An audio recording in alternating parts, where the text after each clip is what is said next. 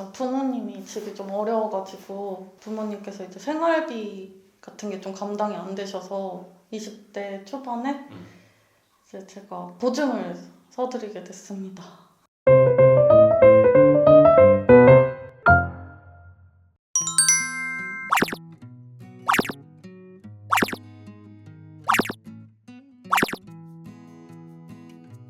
안녕하세요. 김민성 변호사입니다. 인사하시죠. 안녕하세요. 저는 고양시에 사는 30대 직장인입니다. 그렇죠. 이 사전에 우리가 얘기를 좀 해봤는데 사실 어찌 보면 우리가 그 썸네일 제목으로 뽑을 게 아주 보통의 개인의 생 약간 이런 느낌으로 갈 정도로 뭐 대단히 특별한 게 아무것도 없어. 네, 그죠? 근데 특별한 게. 혼자 막 너무 심각하게 생각했던 거죠. 그런 거 같아. 오늘 오시게 된 특별한 이유가 있으세요? 저처럼 이렇게 심각해요. 좀 겁이 많아요. 그래서 이제 저처럼 좀 심각하게 고민하시는 분들을 위해서 이제 좀. 근데 이게 또 웃긴 게 뭐냐면 나는 항상 이 영상을 찍으면서 우리가 막 개인의 생을 하라고 막 부추기는 것 같은 느낌이 드는 거예요. 근데 사실 빚이라는 건 갚는 게 맞거든. 갚는 게 맞는데 회생을 하는 대부분의 사람들은, 물론 안 그런 사람들도 있지만 대부분의 사람들은 못 갚아서 하는 거거든요. 못 갚아서. 근데 이제 계속 웬만하면 빨리 하세요 뭐 이렇게 하는 게 마치 안 해도 되는 사람한테 야 그냥 빚지면 갚지 마 약간 이런 느낌으로 좀 회생을 조작하는 느낌이 들어가지고 항상 그 얘기하기가 좀 조심스러워요. 그 채무가 발생한 그 이유부터 먼저 들어볼게요. 저는 좀 부모님이 집이 좀 어려워가지고 그것 때문에 좀 집이 어려웠는데 이제 부모님께서 이제 생활비 같은 게 좀 감당이 안 되셔서 20대 초반에 이제 제가 보증을 서드리게 됐습니다. 누구 보증이요? 어머니 보증. 엄마 빚에 보증을 쓴 거예요? 네, 그쵸. 그거에서 제가 보증을 서드리고 그 돈으로 이제 어머니 채무를 좀 갚은 거죠. 엄마의 빚을 20대 네. 초반에 엄마가 빚 때문에 너무 힘들어하니까 네, 선생님이 빌려가지고 네. 엄마 빚을 갚아줬다는 네, 거지. 맞아요. 그때는 어디서 빚했어요? 그때 여의도 쪽에서 음. 직접 갔어요. 방문해서. 방문해서? 네, 방문 상담 거기가 해가지고. 뭐 은행이에요? 저축은행이에요? 저축은행. 캐피탈 저축은행? 네. 이자는 얼마 정도 했어요? 그때 당시 한 20% 초반대. 20% 초반대? 네. 저축은행에서? 네. 그때 무슨 일을 하고 있었어요? 그때도 일은 계속 하고 있었어요. 알겠습니다. 그리고 우리가 이 회생 신청을 할 때 한 7천만 원 정도의 빚이 있었단 말이죠. 네. 그죠? 처음에는 1,000만 원으로 시작해서 7천만 원까지 빚이 생기는 데까지 얼마나 걸렸어요? 15년 정도 걸린 거, 14년 정도. 아 그래요? 네. 계속 쌓여온 거예요? 네, 계속 생활비 부족 그리고 가족들이 조금 한 명이 힘들면 이쪽 도와주고 또 이쪽 힘들면 이쪽 도와주고. 그러면 계속 여기서 빌려가지고 또 빚을 갚고 소위 얘기하는 돌려막기 하면서 그냥 15년간 이자는 계속 낸 거네요. 그러면 그죠? 그 돈으로 계산하면 그냥 월급 그 한 100만 원에서 150만 원씩 꾸준히 15년은 다 이자 원금 내는데 갚은 거. 내가 버는 돈에서 한 30만 원 빼놓고는 네, 다 거의 그냥 30, 빌린 돈 50. 갚는 걸로 네, 그렇게 거의 한 10년, 15년을 살아온 거예요. 네, 맞습니다. 빚이라는 게 무서운 거야 진짜. 개인 회생이라는 제도는 옛날부터 알고 있었어요. 네, 알고 있었어요. 근데 왜 신청을 안 했어요? 우선은 부모님들도 좀 힘드셔도 최대한 신용불량은 되면 안 된다. 약간 이런 걸 좀 심어주셨던 것 같긴 해요. 근데 이미 빚은 너무 커져 있는데 불안한데. 아니 사실 반신용불량자 내 돈으로 빚을 갚는 게 맞아요. 아니잖아. 들킬까봐 너무 겁이 나는 거예요. 이게 어떻게 탄로나면 어떡하지? 그냥 막연하게 그냥 우선은 신용이 하락되면 안 되는 모습을 보여드려야 되니까 계속 눈치 보다가 더 그렇게 된 것 같아요. 그래요?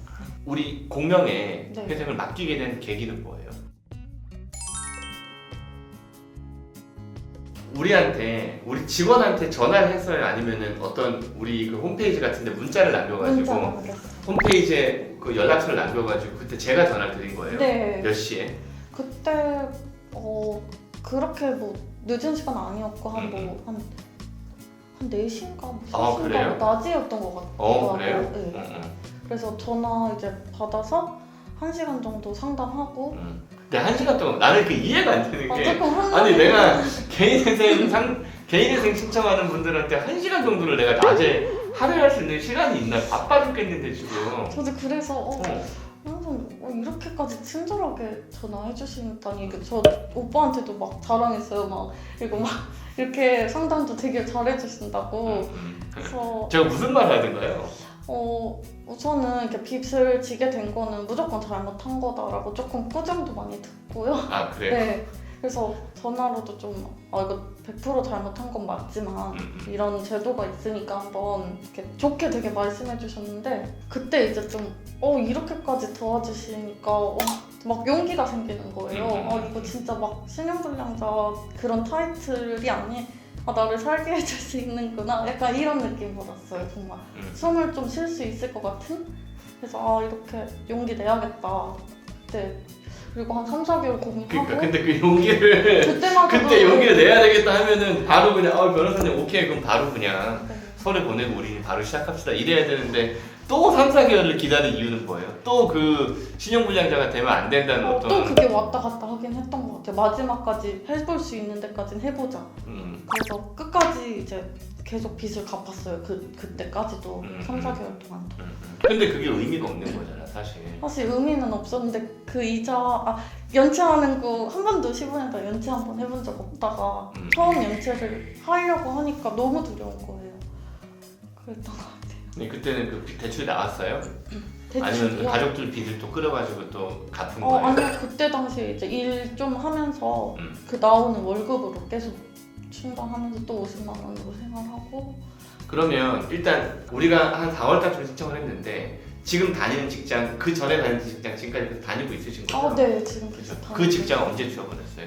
그 직장은 3월에 취업했어요. 3월에? 네. 그래가지고 봐봐 우리가 그럼 그 전에는 어떤 직장 다녔어요? 병원 쪽 그런 병원에 네. 병원에 있는 무슨 뭐 그 간호 보조하는 네. 그런 것들 우리가 의정부 접수잖아요, 그죠? 네. 고향이 있어가지고 근데 우리가 취업을 한 지 얼마 안 된 상태에서 접수를 했단 말이지. 법원에서 첫 번째 보정이 나왔을 거예요. 네. 어떤 류의 보정이 나왔고 그걸 어떻게 처리하셨어요? 처음에 그 직장 그런 거 뭐 급여 같은 거 그런 거 이제 뭐 내역서 같은 거 그런 것도 보고 근무 뭐 환경 같은 거 이런 거 사진도 보내드리고. 네.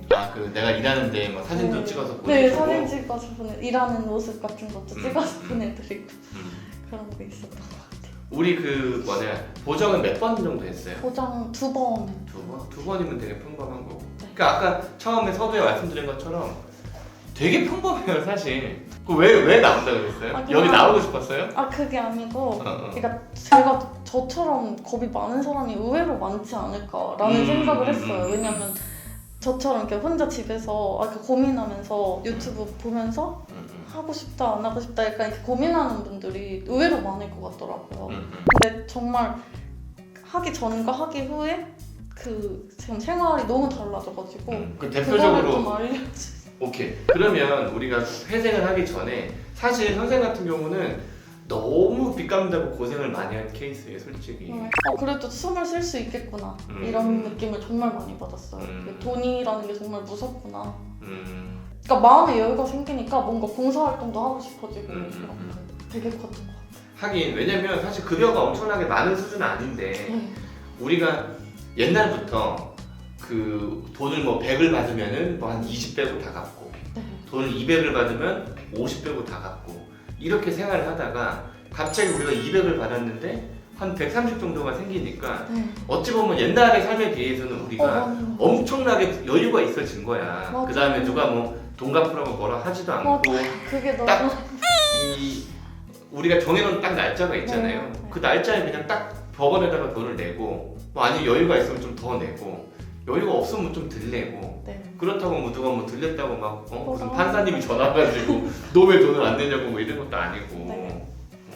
그러니까 누구한테는 그 뭐 100만 원 남는 게 뭐 작은 돈일 수도 있는데 저한테는 너무나 큰 돈이거든요. 사실 뭐 30만 원 남다가 한 100만 원에서 한 120만 원, 130만 원 남다 보니까 그게 큰 여유가 되더라고요. 저한테는 너무 되게 고생하신 것 같아요. 진짜 보면은 모르겠어요. 우리 이제 사실은 회생 시작한 지 얼마 되지도 않았어요. 네. 솔직히 그죠. 지금까지 이 돈을 갚으면서 혹시 돈을 내는 게 부담이 됐었거나 뭐 이런 거 있었어요? 아니요, 전혀. 지금 모으는데 문제는 전혀 없습니다. 왜냐면 제가 그 이후로 지출도 되게 많이 이제 줄이기도 했고 이제 막 돈에 대해서 되게 많이 이게 돈이라는 게 참 어떤 건지 이렇게 공부도 하게 되고 자연스레. 투자 이런 거는 웬만하면 하지 그런 마세요. 거는 투자는 내가 봤을 때 그런 뭐 1, 2만 원 가지고 투자하는 건 아니야. 그런 건 아니고 그냥 지금은 만약에 50만 원으로 사는 게 진짜 내가 적응이 딱 됐다. 네. 그렇게 되면은 우리가 한 125만 원 정도 통장에 들어오는 거잖아요. 네. 그러면 진짜 70만 원 정도 적금해서 네. 이게 돈을 좀 많이 벌면 좋긴 한데 사실 많이 버는 게 장땡이거든요. 모으는 그러면 제일 좋겠죠. 많이 버는 게 장땡인데 다 많이 벌 수 있는 건 아니니까. 그죠?